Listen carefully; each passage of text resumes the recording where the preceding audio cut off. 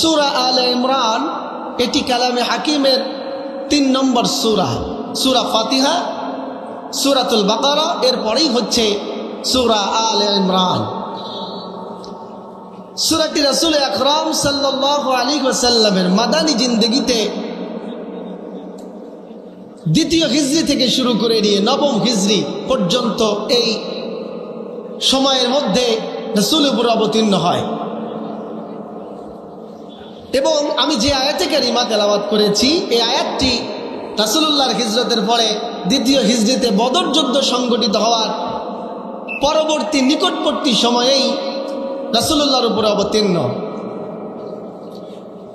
এই আলে ইমরান নামক সূরাটিতে মোট আয়াত সংখ্যা রয়েছে 220টি রুকু। এর থেকে আমি আপনাদের খেদমতে তেলাওয়াত করেছি 19 নম্বর আয়াত, ছোট্ট একটি আয়াতে কারিমা। সম্মানিত ভাইয়েরা আমার, সূরার নাম হচ্ছে আলে ইমরান। আল ইমরান, আল শব্দের অর্থ হলো পরিবার, বংশ, গোষ্ঠী। আর ইমরান বলতে এখানে একজন ব্যক্তির নামকে ইন্ডিকেট করা হয়েছে, অর্থাৎ আলে ইমরান শব্দের অর্থ হলো ইমরানের পরিবার, ইমরানের বংশধর। তো কোরআনুল কারীমের একটা সূরা, গুরুত্বপূর্ণ নাতিদীর্ঘ একটি সূরা, এই সূরাটির নামকরণ করা হলো ইমরানের বংশধর, ইমরানের পরিবার নামে। বিষয়টা কিছুটা কৌতূহলী না? সূরাতুল আলে ইমরানের 33 নম্বর আয়াতের ঘোষণায় আল্লাহ পাক বলেন, ইন্নাল্লাহা আস্তাফা আদামা ওয়া নূহান ওয়া আলা ইব্রাহিম ওয়া আলা ইমরান আলাল আলামিন। আল্লাহু আকবার।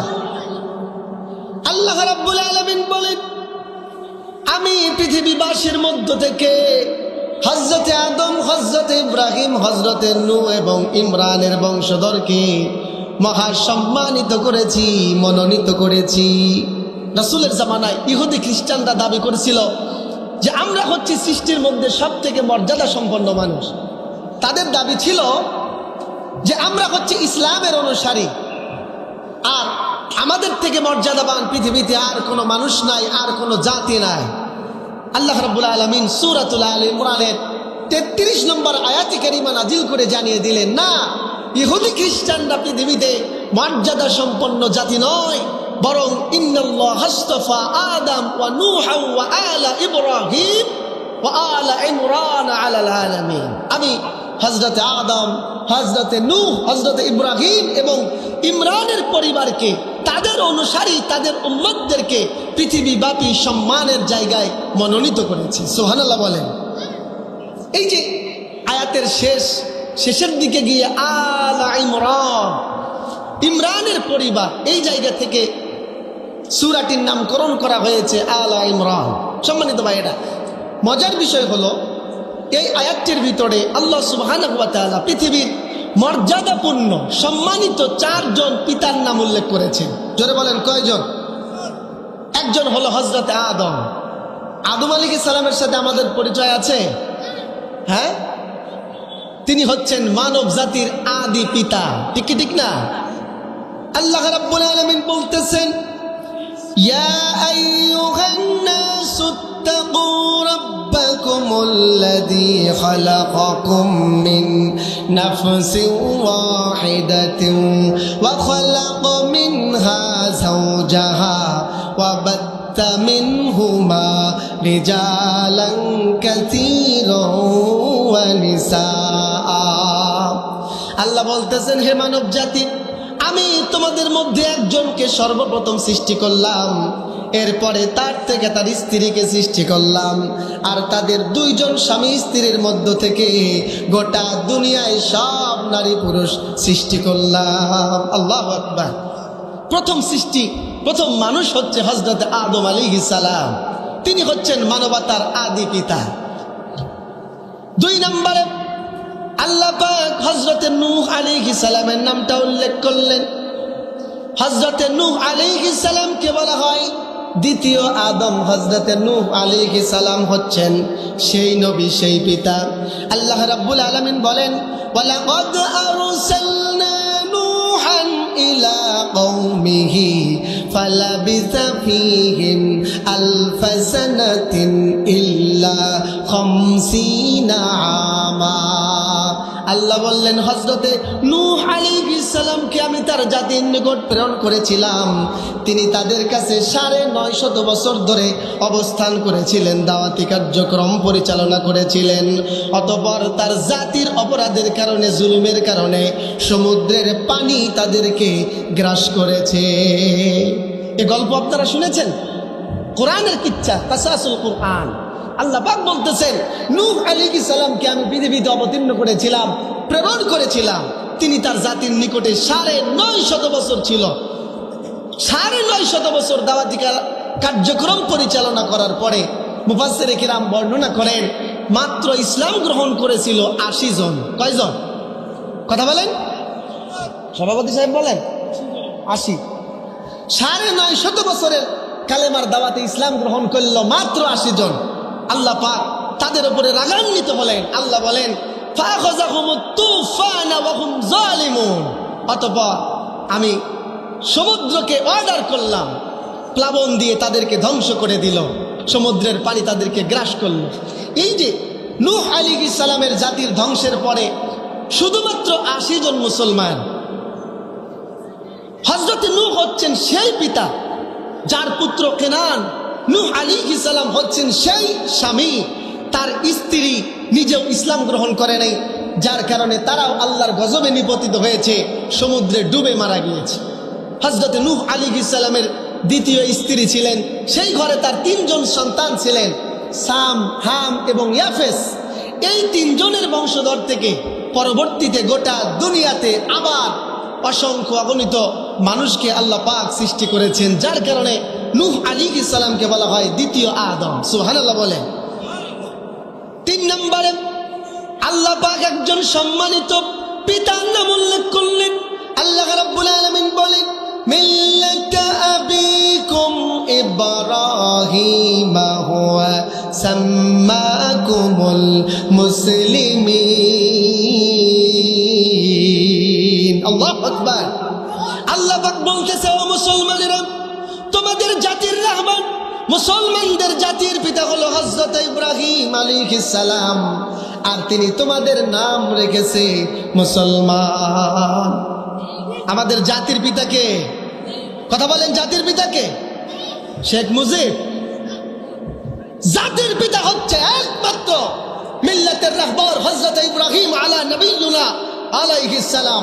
তিনি ব্যতীত শেখ মুজিব আর গোলাপদ্বীন যাকেই তোমরা জাতির পিতা বলে সাব্যস্ত করো না কেন, যদি মন থেকে একবারের জন্য জাতির পিতা বলে ইব্রাহিম ব্যতীত অন্য কারো নামকে উল্লেখ করা হয়, সঙ্গে সঙ্গে ঈমান কোন দিক দিয়ে আউট হয়ে যাবে মুসলমান টেরও পাবে না। ঠিক কিনা বলে? কিন্তু আমাদের ঘরে দীর্ঘ যুগ যুগ ধরে চাপিয়ে দেওয়া হয়েছিল জাতির পিতা আরেকজন। সম্মানিত ভাইয়েরা আমার, আল্লাহ রাব্বুল আলামিন ৪ নম্বরে একজন পিতার নাম উল্লেখ করলেন, তিনি হচ্ছে ইমরান আলাইহিস সালাম। আলা ইমরান বলে আল্লাহ পাক বললেন, এই ৩ জন নবীর সাথে আরেকজনের বংশধরকে আমি সম্মানিত করেছি। এই ইমরানটাকে, এই ইমরান আলাইহিস সালাম তিনি নবী ছিলেন না, তিনি ছিলেন আল্লাহ পাকের একজন পরহেজগার বান্দা, আল্লাহর একজন মুখলেস গোলাম। তাফসীরের কিতাব সমূহে কতিপয় আলেমের ব্যাখ্যা হলো, এখানে আলা ইমরান বলতে হযরত ইয়াকুব আলাইহিস সালামের বংশধরকে বোঝানো হয়েছে, কিন্তু এর পক্ষে কোনো দলিল নাই। ইয়াকুব আলাইহিস সালামের অপর নাম হচ্ছে ইসরাইল, যার কারণে তার জাতিকে বলা হয় বানি ইসরাইল। কোরআনুল কারীমের দলিলের উপর ভিত্তি করে বলা যায় আলা ইমরান, ইমরানের বংশধর বলতে এখানে ওই ইমরানকে বোঝানো হয়েছে যে ইমরান ছিল হযরত ঈসা আলাইহিস সালামের সম্মানিতা আম্মা জান হযরত মারইয়াম আলাইহিস সালামের সম্মানিত পিতা, যার প্রমাণ হচ্ছে সূরাতুত তাহরীমের 12 নম্বর আয়াত। এবং আমি যে সূরা আজকে তেলাওয়াত করেছি আপনাদের সামনে, সূরাতুল আলে ইমরান, এই সূরার 35 নম্বর আয়াত। আল্লাহ রাব্বুল আলামিন বলতেছেন, وإذ قالت امرأة عمران رب إني نذرت لك ما في بطني محررا فتقبل مني إنك أنت السميع العليم الله أكبر এই আয়াতের ভিতরে হযরতে ইমরান আলাইহিস সালামের নাম উল্লেখ করলেন। আল্লাহ বলতেছেন, ইমরানের স্ত্রী বলতেছিল, হে আমার রব, আমার পেটের ভিতরে যা আছে আমি তোমার জন্য উৎসর্গ করলাম। এই পেটের ভিতরে যিনি আছেন, এই আয়াতের পরবর্তী আলোচনার ভিতরে প্রমাণ পাওয়া যায় তিনি হচ্ছেন হযরত মারিয়াম আলাইহিস সালাম। আর মারিয়াম আলাইহিস সালামের পেট থেকেই জন্মগ্রহণ করেছে নবী হযরত ঈসা আলাইহিস সালাম। সুতরাং আলে ইমরান বলতে এখানে হযরতে মারিয়াম আলাইহিস সালামের পিতা ইমরানকে উল্লেখ করা হয়েছে। সম্মানিত ভাইরা আমার, যাই হোক, সূরাতুল আলে ইমরানের 33 নম্বর আয়াত থেকে আলে ইমরান শব্দটি গ্রহণ করে সূরাটির নামকরণ করা হলো আলে ইমরান। বলুন না, সূরার নাম কি? কোন সূরা থেকে আলোচনা শুনতেছেন? আলে ইমরান। সম্মানিত ভাইরা আমার, সূরা আলে ইমরান থেকে 19 নম্বর আয়াতে কারিমা আমি আপনাদের সামনে তেলাওয়াত করেছি। আসুন আমরা নজর করে দেখি আল্লাহ সুবহানাহু ওয়া তাআলা এই আয়াতের ভিতরে আমাদেরকে কি দিক নির্দেশনা দিচ্ছেন। আল্লাহ রাব্বুল আলামিন বলেন, ইন্নাদ-দীনা ইনদাল্লাহিল ইসলাম, নিশ্চয় আল্লাহর নিকট গ্রহণযোগ্য একমাত্র দিন হচ্ছে ইসলাম। আল্লাহর নিকট অ্যাকসেপ্টেবল, কবুলযোগ্য একমাত্র দিন হচ্ছে ইসলাম। এই আয়াতটা আপনাদের সবার পরিচিত না? ইন্নাদ-দীনা ইনদাল্লাহিল, বলুন না কি? ইসলাম। এখানে এই আয়াতাংশের ভিতরে 3টি গুরুত্বপূর্ণ শব্দ, আদ-দীন, আল্লাহ, আল ইসলাম। এই 3টি শব্দকে সামনে রেখে কিছু কথা বলেই আমি আপনাদের সামনে থেকে বিদায় নেব ইনশাআল্লাহ। 3টা শব্দের ধারাবাহিকতার দিক থেকে যদি চিন্তা করি, দিন শব্দটি আগে এসেছে, এরপরে এসেছে আল্লাহ, তারপরে ইসলাম। কিন্তু আলোচনাটা বুঝার সুবিধার্থে আমি প্রথমে আলোচনা করতে চাই আল্লাহ শব্দটি নিয়ে, এরপরে দিন, তারপরে আসবে ইসলাম। আচ্ছা বলুন তো, আল্লাহর সঙ্গে আমাদের কি পরিচয় আছে? কথা বলেন। হ্যাঁ, তো বলুন তো আল্লাহ শব্দের অর্থ কি? হ্যাঁ, আল্লাহ শব্দের কোন অর্থ আছে? নাই। আল্লাহু আকবার বলেন। তাম দুনিয়ার প্রায় 200টি, তারও বেশি রাষ্ট্রের ভিতরে 4000-এর অধিক ভাষা প্রচলিত রয়েছে। মানুষেরা বিভিন্ন ভাষায় মনের ভাব প্রকাশ করে। ও আমার ভাইয়েরা, বন্ধুরা, আল্লাহ শব্দটি আরবিক একটি শব্দ। গোটা দুনিয়ার 4000 শব্দের ভিতরে আল্লাহ শব্দের নির্দিষ্ট কোনো অর্থ মানুষ বের করতে পারে না। আল্লাহু আকবার।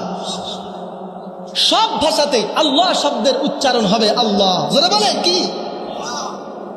সম্মানিত ভাইয়েরা আমার, এছাড়াও আল্লাহ পাকের গুণবাচক আরো নাম রয়েছে।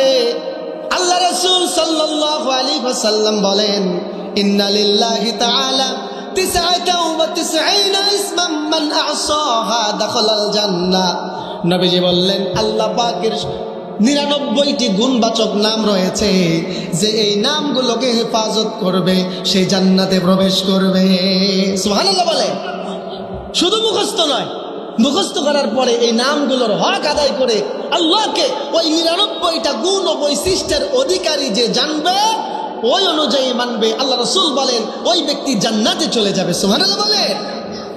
আল্লাহ রাব্বুল আলামিন বলতেছেন, ওয়ালিল্লাহিল আসমাউল হুসনা ফাদউহু বিহা। আল্লাহ বলেন, আমি আল্লাহর সুন্দর সুন্দর অসংখ্য নাম রয়েছে, তোমরা ওই নামগুলো নিয়ে আমি আল্লাহকে আহ্বান করো। সুবহানাল্লাহ। আছে না আর রহমান, আর রহিম, আল মালিক, আল কুদ্দুস, আসসালাম, এরকম আল্লাহ তাআলা 99টি নাম আছে না নাই? সম্মানিত ভাইরা আমার, আল্লাহকে চেনার জন্য আল্লাহকে দেখতে হবে না, আল্লাহকে খুঁজতে হবে না, আল্লাহর সঙ্গে কথা বলার দরকার পড়বে না। আল্লাহ রাব্বুল আলামিন গোটা দুনিয়ার আসমান জমিনে কুল কায়নাতে ওয়া ইন তাউদ্দু নি'মাতাল্লাহি লা তুসুহা, আল্লাহ বলেন যত নেয়ামত আমি আল্লাহ দিয়েছি তোমরা গুনে গুনে শেষ করতে পারবা না। আল্লাহর অগণিত নিদর্শনের দিকে, নেয়ামতের দিকে তাকালেই আমরা বুঝতে পারি আল্লাহ হচ্ছেন আমাদের পরম আত্মীয়, আমাদের সব থেকে আস্থাভাজন নিকটতম সত্তা। কথা বলেন ঠিক কিনা? সম্মানিত ভাইরা, আল্লাহ হচ্ছেন মানবতার সব থেকে আপন। আল্লাহর সঙ্গে মানুষের দুইটা গুরুত্বপূর্ণ সম্পর্ক, একটা হলো রুবুবিয়াতের সম্পর্ক আর একটা হলো উলুহিয়াতের সম্পর্ক। রুবুবিয়াতের সম্পর্ক দিকে নজর করলে দেখা যায় আল্লাহ হচ্ছেন আমাদের রব। আমাদের রব কে?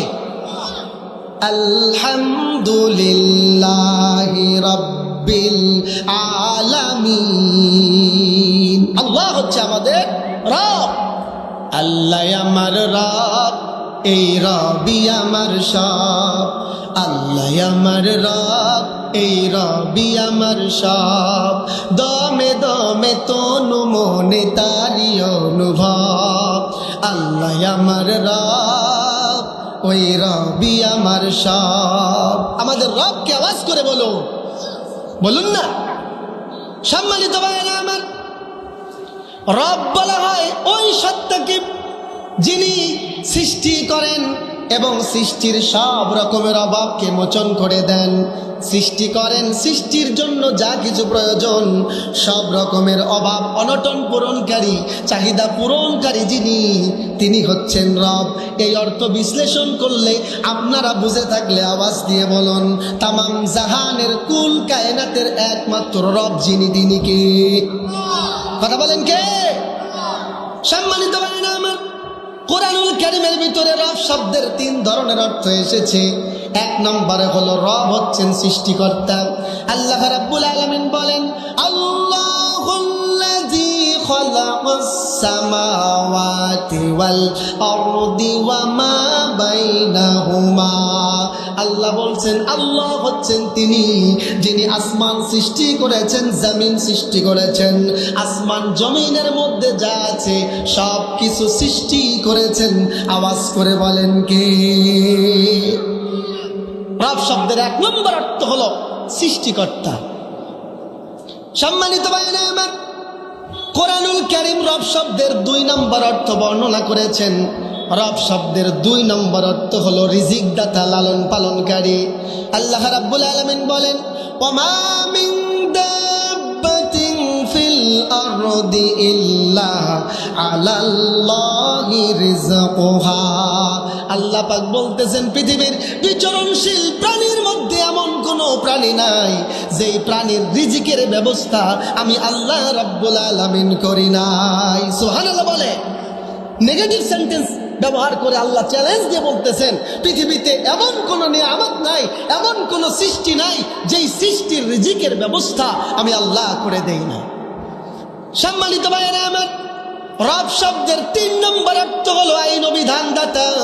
আল্লাহ রাব্বুল আলামিন বলেন, আলা লাহুল খালকু ওয়াল আমর তাবারাকাল্লাহু রাব্বুল আলামিন। আল্লাহু আকবার।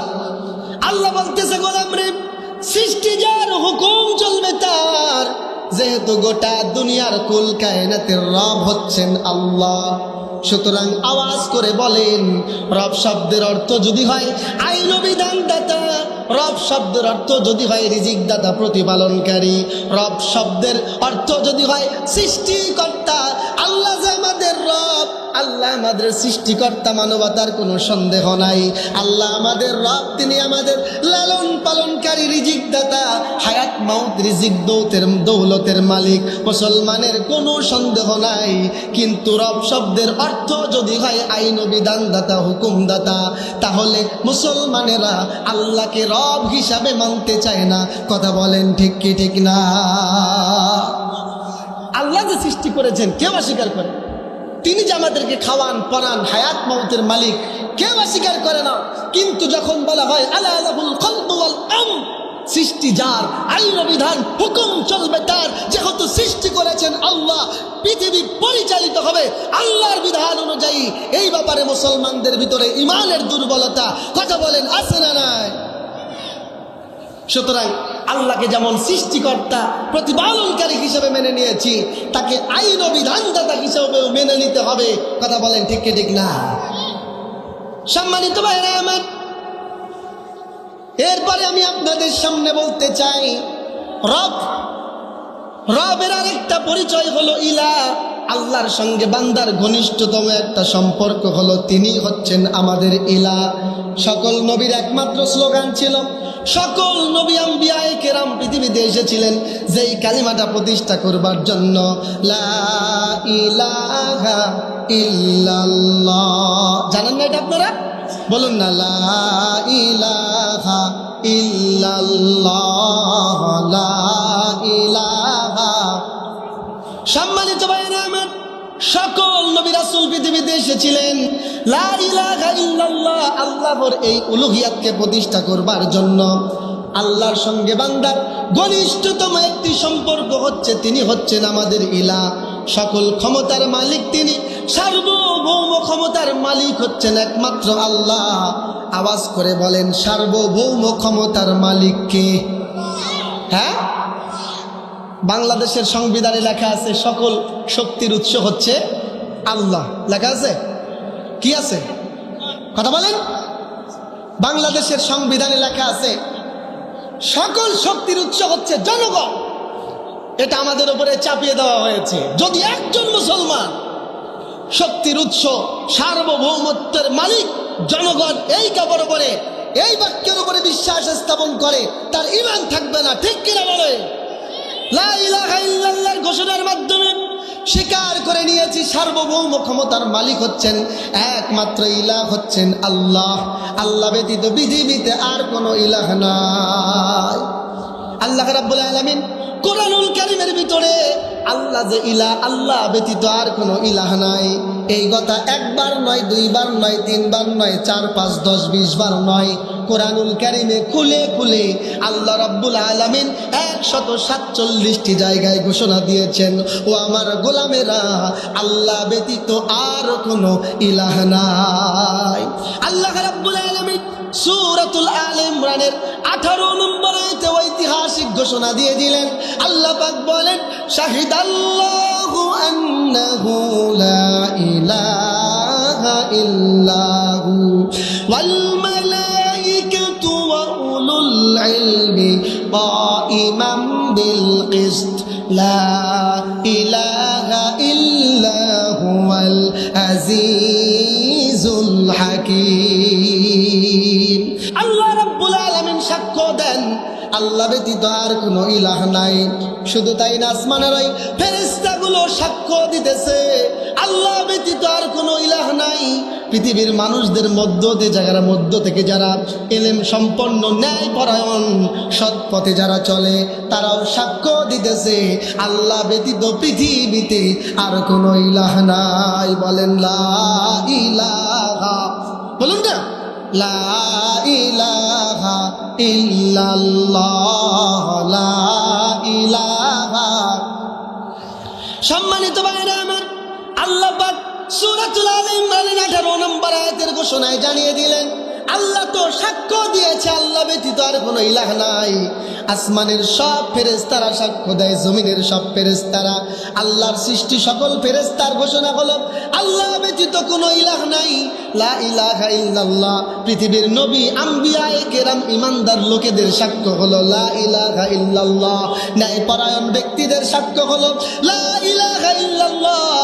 আল্লাহ ছাড়া আর কোনো ইলাহ মানি না, আল্লাহ ছাড়া আর কোনো সার্বভৌমত্ব ক্ষমতার মালিক হিসাবে কাউকে মানি না। এরপরেও যদি পৃথিবীর কেউ আল্লাহর সার্বভৌমত্বকে, আল্লাহর আইন বিধানকে অস্বীকার করে, আমরা তাদেরকেও বিন্দু পরিমাণ টাইম দেব না। কথা বলেন ঠিক কিনা? আল্লাহকে একমাত্র ইলাহ এবং আল্লাহর উলুহিয়াত জমিনে প্রতিষ্ঠা করবার জন্য নবী আম্বিয়ায়ে কেরাম যেমন জীবন বিলিয়ে দিয়েছে, জীবন দিতে বিন্দু পরিমাণ দ্বিধাবোধ করে নাই, আমরাও শরীরের রক্ত ঝরিয়ে হলেও জীবনের বিনিময়ে হলেও আল্লাহর জমিনে আল্লাহর এই একাত্মবাদ, আল্লাহর উলুহিয়াতকে প্রতিষ্ঠা করব। কথা বলেন ঠিক কিনা? কালিমার মালা মোরা গলায় পড়েছি, কালিমার মালা মোরা গলায় পড়েছি, দুঃখ আসবে কষ্ট আসবে মেনে নিয়েছি, জেল হবে জুলুম হবে মেনে নিয়েছি, কালিমার মালা মোরা গলায় পড়েছি। বলুন না, কালিমার মালা মোরা গলায় পড়েছি। এই কালেমা, যেই কালেমার মাধ্যমে ইসলাম গ্রহণ করেছি, জবানে উচ্চারণ করেছি লা ইলাহা ইল্লাল্লাহ, এই কালেমাকে জমিনে প্রতিষ্ঠা করবার জন্য আপনারা প্রস্তুত আছেন তো ইনশাআল্লাহ? বলুন না ইনশাআল্লাহ। সম্মানিত ভাইরা আমার, আল্লাহ শব্দের সংক্ষিপ্ত আলোচনার পরে আমি যেতে চাই আমার আলোচ্য দ্বিতীয় শব্দটি হলো আদ-দ্বীন। আল্লাহ রাব্বুল আলামিন কোরআনুল কারীমের ভিতরে দ্বীন শব্দের 4 ধরনের অর্থ বর্ণনা করেছেন। কত বলেন কয়টি? দ্বীন শব্দের 4টি অর্থ আল্লাহ পাক কোরআনুল কারীমের মধ্যে বর্ণনা করেছেন। 1 নম্বরে হলো দ্বীন শব্দের অর্থ হলো আখিরাতের যাজা, প্রতিফল, আখিরাতের শাস্তি অথবা পুরস্কার। আল্লাহ রাব্বুল আলামিন বলেন মালিকি ইয়াউমিদ্দিন, আছে না নাই? বিচারের কাঠগড়ায় তার জন্য পুরস্কার অথবা শাস্তি আছে না নাই? দ্বীন শব্দের 1 নম্বর হলো আখিরাতের ওই শাস্তি অথবা শান্তি। সম্মানিত ভাইরা আমার, সূরাতুল মাউনের ভিতরে আল্লাহ পাক দ্বীন শব্দটি উল্লেখ করেছেন। আল্লাহ বলেন আরাআইতাল্লাযী ইউকাযযিবু বিদ্দীন। দ্বীন শব্দের 1 নম্বর অর্থ হলো আখিরাতের যাজা, প্রতিফল, পুরস্কার অথবা শাস্তি। দ্বীন শব্দের 2 নম্বর অর্থ হলো আনুগত্য অথবা দাসত্ব। আল্লাহ রাব্বুল আলামিন বলেন আফা গায়রা দীনিল্লাহি ইয়াবগুনা ওয়া লাহু আসলামা মান ফিস সামাওয়াতি ওয়াল আরদ তাওআন ওয়া কারহান ওয়া ইলাইহি ইউরজাউন। আল্লাহু আকবার। আল্লাহ পাক বলতেছেন, ও আমার বান্দারা, আল্লাহর আনুগত্য ব্যতীত, আল্লাহর দাসত্ব ব্যতীত তোমরা কার দাসত্ব কার আনুগত্যকে অন্বেষণ করে বেড়াও, অথচ পৃথিবীতে আসমান এবং জমিনে যা কিছু আছে সব কিছু ইচ্ছায় অনিচ্ছায় আমি আল্লাহর আনুগত্য করে, দাসত্ব করে। ঠিক কিনা? আল্লাহ বলতেছেন আফা গায়রা দীনিল্লাহি ইয়াবগুন, ও আমার বান্দারা, আল্লাহর দাসত্ব ব্যতীত কার আনুগত্য তোমরা করতেছো, কার দাসত্ব তোমরা খুঁজে বেড়াচ্ছ, অথচ ওয়ালাহু আসলামা মান ফিস সামাওয়াতি ওয়াল আরদ তাওআন ওয়া কারহা, আসমান এবং জমিনে যা আছে, কুল কায়নাতে যা আছে সব ইচ্ছায় হোক অনিচ্ছায় হোক দাসত্ব করে কার?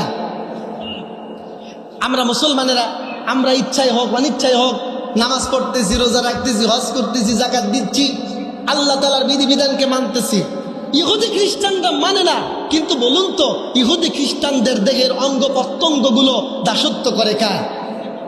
আল্লাহ তাআলা দেহের অঙ্গ প্রত্যঙ্গগুলোকে একটা সিস্টেম চালু করে দিয়েছেন যে ওই সিস্টেমের বাইরে শরীরের অঙ্গ প্রত্যঙ্গ অন্য কাজ করে না। আল্লাহ বলেছেন চোখ তোকে দান করেছি মানুষের দৃষ্টির জন্য, দৃষ্টি শক্তি হিসাবে। চোখ দিয়ে যদি আপনি খেতে চান খাওয়া যাবে? কথা বলেন। নাক দিয়েছে ঘ্রাণ শোনার জন্য, আপনি নাক দিয়ে অন্য কাজ করতে পারবেন না। পা দিয়েছে চলার জন্য, চলার জন্যই পা ব্যবহৃত হয়। হাত দিয়েছে কাজ করার জন্য, এই কাজের জন্যই ব্যবহৃত হয়। আপনি চাইলে মুখ দিয়ে কথা বলতে পারবেন, আল্লাহ মুখ দিয়েছে জবান হিসাবে, হাত দিয়ে পা দিয়ে কথা বলতে পারবেন না। নজর করে দেখুন আসমানের দিকে, আসমানের ওই সূর্যটাকে আল্লাহ নির্দেশ দিলেন দিনের বেলায় উঠবা, দুনিয়ার মানুষকে আলো দিবা, তাপ দিবা, রোদ দিবা, মানুষ উপকৃত হবে। ওই সূর্যকে আপনি যদি বলেন ও সূর্যরে দিনের বেলায় দরকার নাই, রাতের বেলায় উঠো, গোটা দুনিয়ার মানুষ যদি আন্দোলন করে সূর্যরা রাতের বেলায় উঠবে। চন্দ্রকে বললে চন্দ্ররে দিনের বেলায় তোমার দরকার নাই, রাতের বেলায় উঠবা, আমার বান্দাদেরকে আলো দিবা, স্নিগ্ধ বিমোহিত আলোয় আমার বান্দাদেরকে মুগ্ধ করে দিবা। ওই চন্দ্রকে যদি বলো চাঁদরে, দিনের বেলায় সূর্যের তাপে আমাদের গরম লাগতেছে, ও চাঁদ তুমি দিনে উঠো, চাঁদ কি দিনে উঠবে নাকি? আল্লাহ রাব্বুল আলামিন বলেন, আফা গায়রা দীনিল্লাহি ইয়াবগুনা ওয়া লাহু আসলামা মান ফিস সামাওয়াতি ওয়াল আরদ তাওআন ওয়া কারহাও ওয়া ইলাইহি ইউরজাউন। এই আয়াতের ভিতরে দিন শব্দের অর্থ হলো দাসত্ব, আনুগত্য। দিন শব্দের 3 নম্বর অর্থ হলো রাষ্ট্র ব্যবস্থা, সমাজ ব্যবস্থা। আল্লাহ রাব্বুল আলামিন পবিত্র কোরআনুল কারীমের সূরাতুন নূরের ভিতরে জিনার শাস্তির বর্ণনা করেছেন। কোন মহিলা এবং পুরুষ যদি জিনা করে, আল্লাহ পাক বলতেছেন, আয-যানিয়াতু ওয়াজ-যানি ফাজলিদু কুল্লা ওয়াহিদিম মিনহুমা মিআতা জালদা। আল্লাহ বলেন, জিনাকারিনী নারীকে 100টি বেত্রাঘাত করো, জিনাকারী পুরুষকেও 100টি বেত্রাঘাত করতে হবে না? হবে না? আল্লাহর বিধান হচ্ছে জিনাকারিনী পুরুষকে 100 বেত্রাঘাত, জিনাকারিনী নারীকেও 100টি বেত্রাঘাত করো। আল্লাহর কোরআনের এই বাস্তবায়ন নাই, এই জন্য আজকে গোটা দুনিয়াতে অশ্লীলতা, বেহিয়াপনা, জেনা, ব্যভিচার এবং ধর্ষণ বেড়ে গেছে। কথা বলেন ঠিক কি ঠিক না? যদি জেনাকে বন্ধ করতে হয়, কোরআনের আইন পাশ করতে হবে। আল্লাহর সূরাতুল নূরের এই বিধানকে যদি বাস্তবায়ন করা যায়, সারা বাংলাদেশ ঘুরেও জেনাকারিনী নারী পুরুষ, অর্ধলঙ্গ নারী পুরুষকে পার্কের চিপায় চাপায় রাস্তাঘাটে কোথাও পাওয়া যাবে না। ঠিক কিনা বলে? আল্লাহ রাব্বুল আলামিন বলেন, ওয়ালা তাকুযুকুম বিহিমা রাফাতুন ফি দীনিল্লাহ। আল্লাহ বলতেছেন, বান্দারা, অপরাধীকে শাস্তি দেওয়ার ব্যাপারে, আল্লাহর শাস্তির বিধানের ব্যাপারে তোমাদের মনে যেন বিন্দু পরিমাণ দয়া উদ্ভূত না হয়। এই যে ওয়ালা তাকুযুকুম বিহিমা রাফাতুন ফি দীনিল্লাহ, এখানে দিন শব্দের অর্থ হলো রাষ্ট্র ব্যবস্থা, আইন ও বিচার ব্যবস্থা। সম্মানিত ভাইরা আমার, রাষ্ট্র ব্যবস্থা যদি হয় দিন, নজর করে দেখুন না, এই পৃথিবীর মানুষদের ভিতরে দিন শব্দের অর্থ হলো 1 নম্বর অর্থ হলো আখিরাতের যাজা। এ ব্যাপারে কারো কোনো সন্দেহ নাই। দিন শব্দের 2 নম্বর অর্থ হলো আনুগত্য, দাসত্ব। আমরা মোটামুটি আনুগত্য করতেছি, আল্লাহর সন্দেহ নাই। কিন্তু যদি বলা হয় ও মুসলমানেরা, দিন শব্দের অর্থ হলো আইন ব্যবস্থা, বিচার ব্যবস্থা, দিন শব্দের অর্থ হলো আল্লাহর আইন ও বিধান, এই ব্যাপারে মুসলমানদের ভিতরে দ্বিধা আছে না নাই? কথা বলেন আছে না নাই? আজকে আল্লাহর দ্বীনকে জমিনে প্রতিষ্ঠিত করা হোক, দিন অর্থে বিচার ব্যবস্থা এইটা প্রতিষ্ঠা করা হোক, এ ব্যাপারে মুসলমানদের অনেকেই দ্বিধাদ্বন্দ্বের মধ্যে আছে এবং বিরোধিতা পোষণ করতেছে। অনেকে মানতেই চায় না যে দিন অর্থ হলো আইন ও বিচার ব্যবস্থা। বিরোধিতাকারীদের প্রশ্নের জবাব আমি দিতে চাই না। গোটা দুনিয়ায় যারা দিন বিরোধী, ইসলাম বিরোধী, আল্লাহর আইন বিরোধী, তাদের নেতা হলো ফেরাউন। তাদের নেতা কে? কথা বলেন। দিন বিরোধী পৃথিবীর সব থেকে পাওয়ারফুল যে ব্যক্তি ছিল, সে হচ্ছে বদমাইশ ফেরাউন।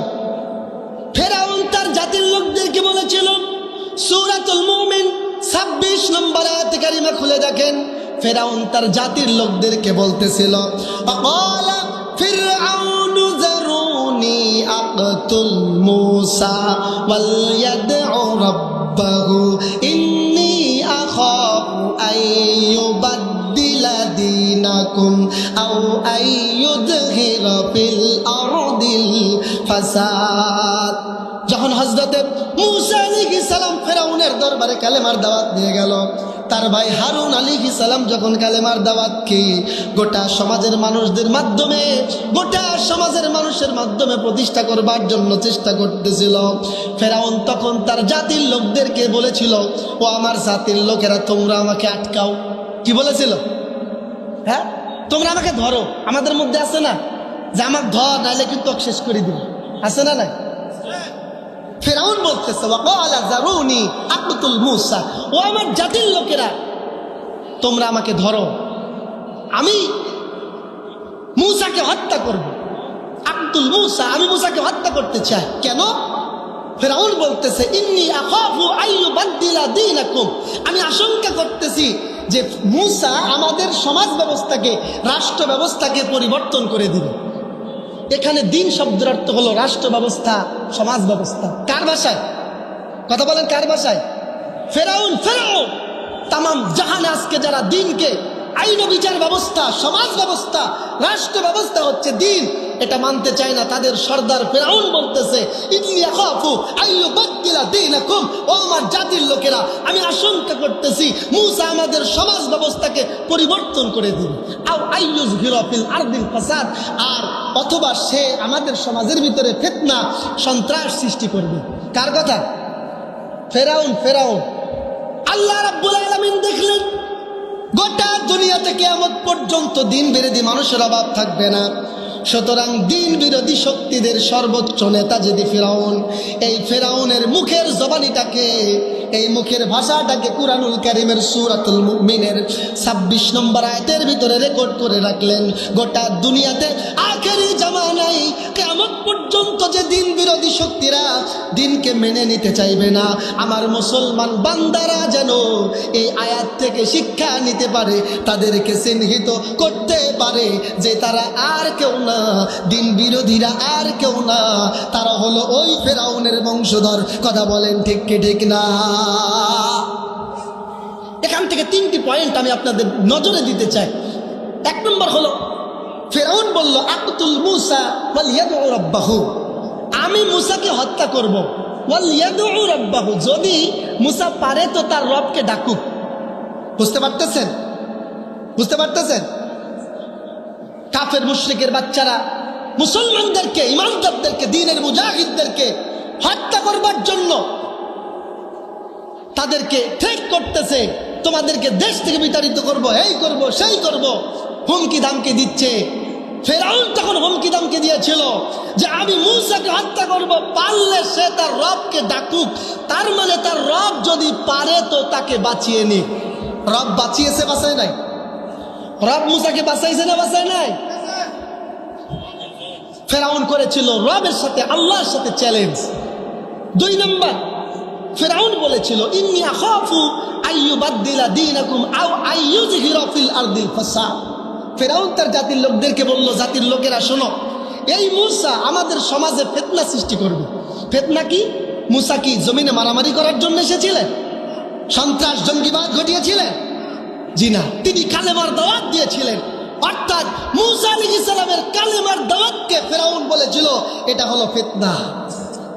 3 নম্বর, মূসা আলাইহিস সালামকে তারা সন্ত্রাস, জঙ্গিবাদ, ফাসাদকারী, ফিতনাকারী হিসেবে সাব্যস্ত করেছিল। আপনারা কি আমার কথা বুঝতে পারতেছেন?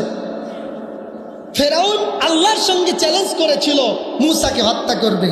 2, মূসা আলাইহিস সালামের দাওয়াতি কার্যক্রমকে সন্ত্রাসবাদের সঙ্গে তুলনা করেছিল। 3, মূসা আলাইহিস সালামকে সে সন্ত্রাসী, জঙ্গি বলে আখ্যায়িত করেছিল। আপনারা একটু বুঝে থাকলে বলেন না, আজকের দুনিয়াতে শুধু বাংলাদেশ নয়, গোটা দুনিয়ার দিকে নজর করে আপনারা বলুন না যে আজকের দুনিয়াতেও যারা কালেমার ঝান্ডাকে হাতে নিয়েছে, আল্লাহর উলুহিয়াতকে জমিনে বাস্তবায়ন করতে চায়, তাদের এই কাজটাকে গোটা দুনিয়া সন্ত্রাসবাদ বলে কি বলে না? আর যারা এই দায়িত্ব পালন করে তারা আল্লাহর বন্ধু, আল্লাহর পাক্কা ইমানদার বান্দা, তাদেরকে বলে এরা নাকি সন্ত্রাসী, এরা নাকি জঙ্গিবাদ। আবার এই কাফির মুশরিকের বাচ্চারা আল্লাহর দ্বীনের আলোকে জমিন থেকে নিঃশেষ করে দিতে চায় কি চায় না? পরিণতি কি হবে? আমরা কি জলের বানে ভেসে যাব? হ্যাঁ, মুসলমানেরা কি মুখের ফুৎকারে তাদের ইমানের আগুন নিভাই দেবে? জি না, বরং তাদের উল্টো অবস্থা হবে। আল্লাহ রাব্বুল আলামিন বলেন ফান্তাকামনা মিনহুম ফাগরাকনাহুম ফিল ইয়াম্মি বিআন্নাহুম কাযযাবু বিআয়াতিনা ওয়া কানু আনহা গাফিলিন। আল্লাহু আকবার। আল্লাহ পাক বলতেছে আমি ফেরাউনের কাছ থেকে ফান্তাকামনা, আমি তার কাছ থেকে প্রতিশোধ গ্রহণ করলাম। কার কাছ থেকে? ওই যে ওয়ালিয়াদউ রাব্বাহু, আল্লাহর সঙ্গে পাঙ্গা নিয়েছো, চ্যালেঞ্জ করেছো। আল্লাহ বলেন ফান্তাকুমনা, আমি তার কাছ থেকে প্রতিশোধ গ্রহণ করলাম। ফাগরাকনাহুম ফিল ইয়াম্মি, তার 14 গোষ্ঠী সুদ্ধা লোহিত সাগরে ডুবায়ে, কথা বলেন, ধ্বংস করেছেন কে? আপনারা বোধহয় আল্লাহর নামটাও জানেন না নাকি? কথা বলেন, কে ফেরাউনকে শেষ করেছে? এবার কথা হলো, আজকের দুনিয়াতেও তো কাফির মুশরিকের বাচ্চারা আমাদেরকে যুগ যুগ ধরে জুলুম করতেছে, নির্যাতন করতেছে, তাদের কিছু হচ্ছে না কেন? এরকম চিন্তা আছে না নাই? আপনারা তো পাক্কা ইমানদার, আপনাদের নাই? কিন্তু কিছু মানুষের চিন্তা হলো যে ফেরাউনকে আল্লাহ ধ্বংস করেছে, যে নমরুদকে আল্লাহ শেষ করে দিয়েছে, যে আবু জেহেলকে আল্লাহ নিমিষেই শেষ করে দিল, ওই আল্লাহ কেন আমাদের জন্য সাহায্য করতেছে না?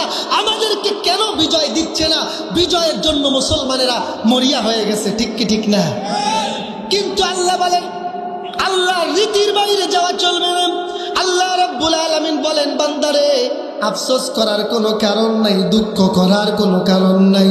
ফালাম্মা কাশাফনা আনহুম রিজজা ইলা আজালিন হুম বালিগুহু ইযা হুম ইয়ানকুসুন।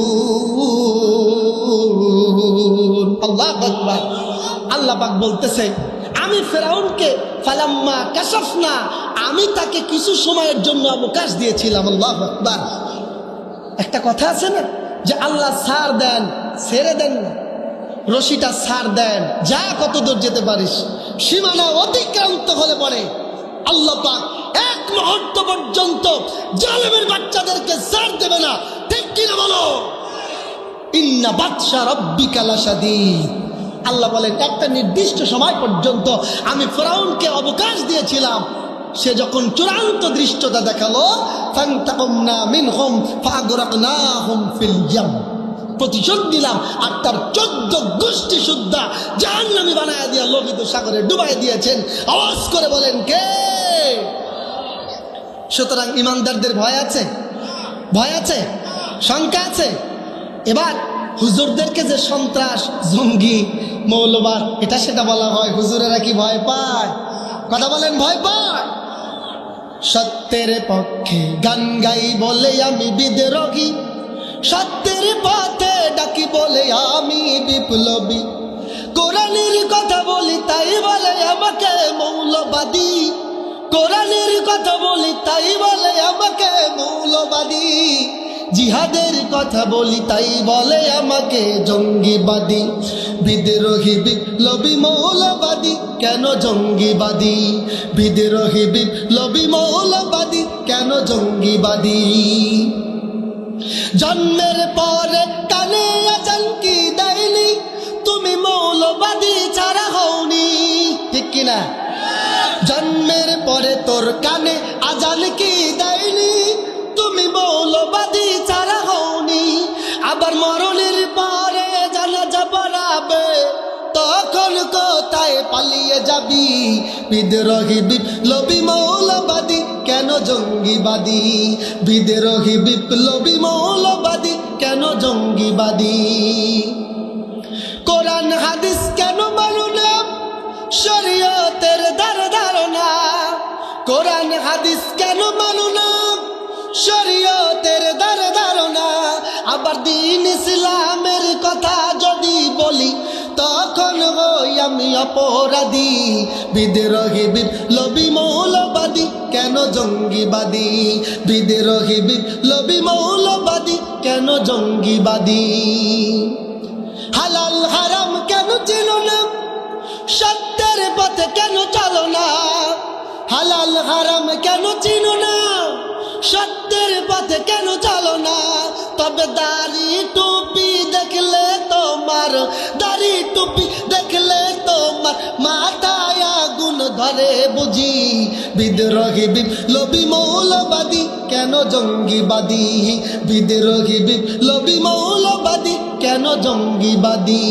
বেহায়াদের এই কেমন কথা, ইসলাম মানে ওদের মাথা ব্যথা, আছে না? অশ্লীল বেহায়াপনায় যারা নিমগ্ন, মদ জুয়া আর সন্ত্রাস জঙ্গিবাদের সাথে জড়িত, তাদের ইসলামই হচ্ছে একমাত্র ভয়, ঠিক কিনা বলেন? বেহায়াদের এই কেমন কথা, ইসলাম মানে ওদের মাথা ব্যথা।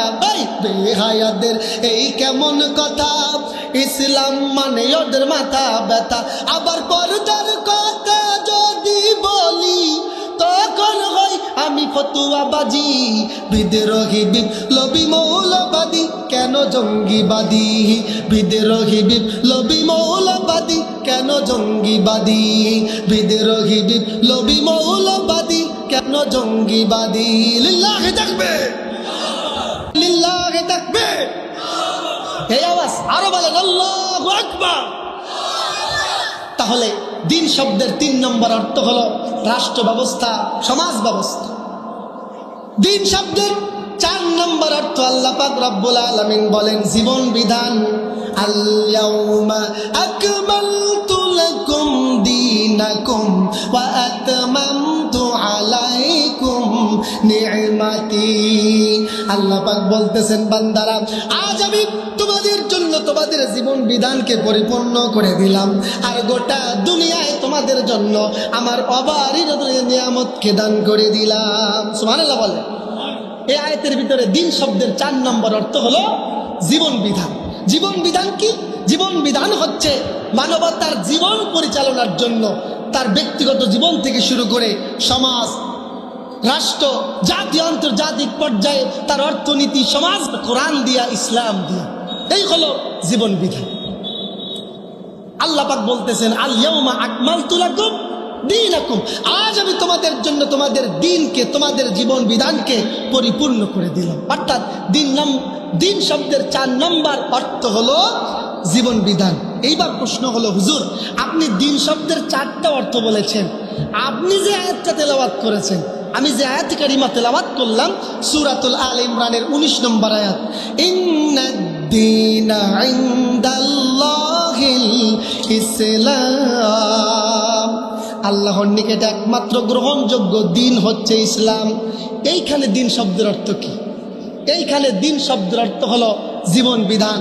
এইখানে দিন শব্দের অর্থ হলো মানবতার জীবন পথ পরিচালনার এক কনস্টিটিউশন, এক সংবিধান।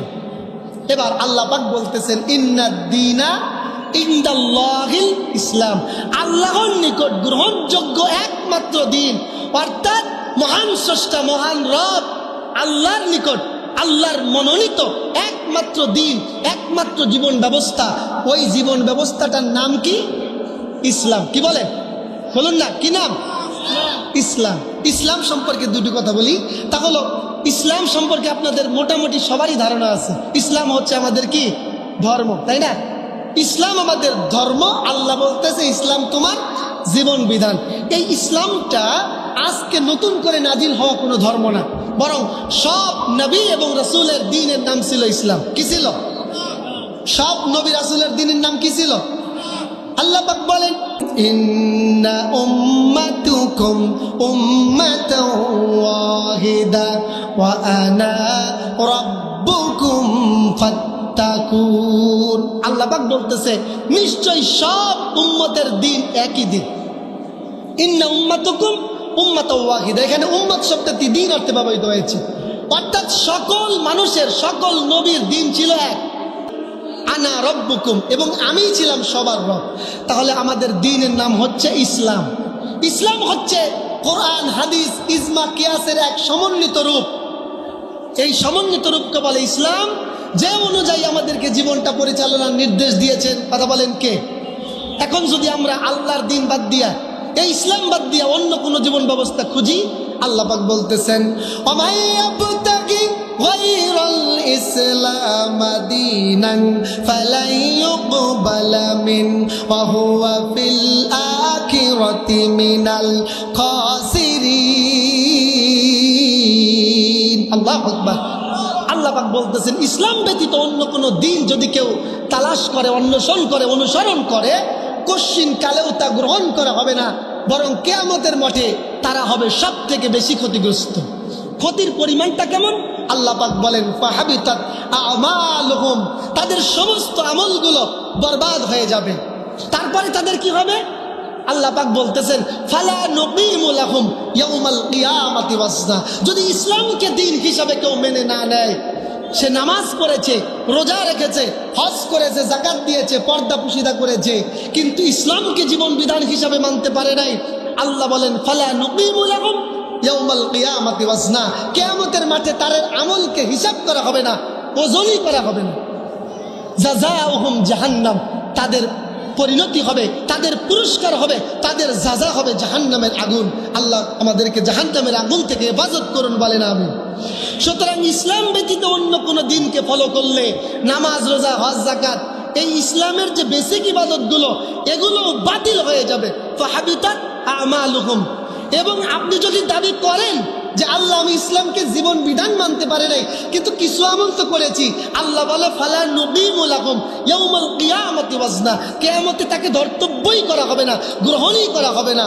জাযাউহুম জাহান্নাম, ওই বান্দাদের জন্য পরিণতি হবে আল্লাহর জাহান্নাম। আর যদি ইসলামকে আমাদের জিন্দেগির, আমাদের জীবন বিধান হিসেবে মেনে নিতে পারি, একটা হাদিস আমি শুরুতেই পড়েছি, শেষ করে দিতে চাই। রাসূল আকরাম সাল্লাল্লাহু আলাইহি সাল্লাম বলেন যাগা তা'মুল ঈমান মান রাদিয়া বিল্লাহি রাব্বা ওয়া বিল ইসলামি দীনা ওয়া বি মুহাম্মাদির রাসূলা। রাসূলুল্লাহ বললেন যদি কেউ ইসলামকে দ্বীন, আল্লাহকে রব আর রাসূলকে নিজের দলের নেতা হিসাবে মেনে নিতে পারে, ওই ব্যক্তি হলো পাক্কা ঈমানদার। সুবহানাল্লাহ বলেন। ঈমানের প্রকৃত স্বাদ আস্বাদন করেছে সে, যাকে আল্লাহকে রব, দ্বীনকে নিজের জীবন বিধান, ইসলামকে নিজের দ্বীন এবং রাসূলকে নেতা মানতে পেরেছে, সে পাক্কা ঈমানদার।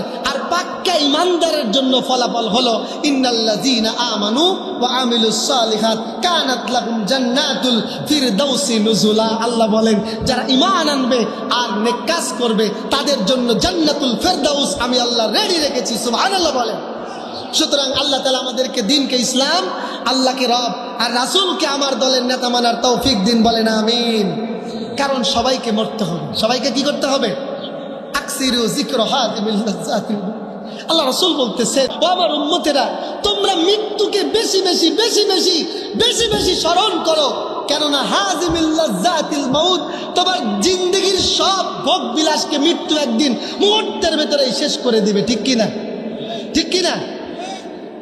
আল্লাহ রাসূল বলেন ইযা মাতাল ইনসানু ইনকাতা আনহু আমালুহু ইল্লা মিন সালাসা। আল্লাহর নবী বলেন মানুষ যখন মৃত্যুবরণ করে সঙ্গে সঙ্গে তার সব আমলগুলো বন্ধ হয়ে যায়, সব আমলগুলো বন্ধ হয়ে যায়। আপনারা কি একমত? আপনারা কি একমত? ইযা মাতাল ইনসান ইনকাতা আনহু আমালুহু। আল্লাহ রাসূল বলতেছেন মানুষ মারা যাওয়ার সঙ্গে সঙ্গে তার সব কাজ বন্ধ, আমল বন্ধ, হাত বিকল হয়ে যাবে, পা বন্ধ হয়ে যাবে, নিঃশ্বাসটা বন্ধ হয়ে যায়, হৃৎপিণ্ডের কম্পনটা স্টপ হয়ে যাচ্ছে। আচ্ছা বলুন তো, আমরা যদি কেউ মারা যাই, মারা যাওয়ার পরে এমন যদি হয় যে আমার লকারে 50 ভরি স্বর্ণ, দেখলেন না 24-এর আন্দোলনে আমাদের এই কি ছিল, তিনি ছিল বঙ্গমাতা, তিনি ছিল জননী, যখন আক্রমণ শুরু হয়ে গেল ছাত্রদের, রান্না করা ভাতটা পর্যন্ত এক লোকমা খেয়ে টেস্ট করে যেতে পারে নাই। ঠিক কি ঠিক না? মৃত্যু যখন আসবে আল্লাহ রাসূল বলেন মৃত্যুর সঙ্গে সঙ্গে সব আমল বরবাদ, সব আমল বন্ধ হয়ে যাবে।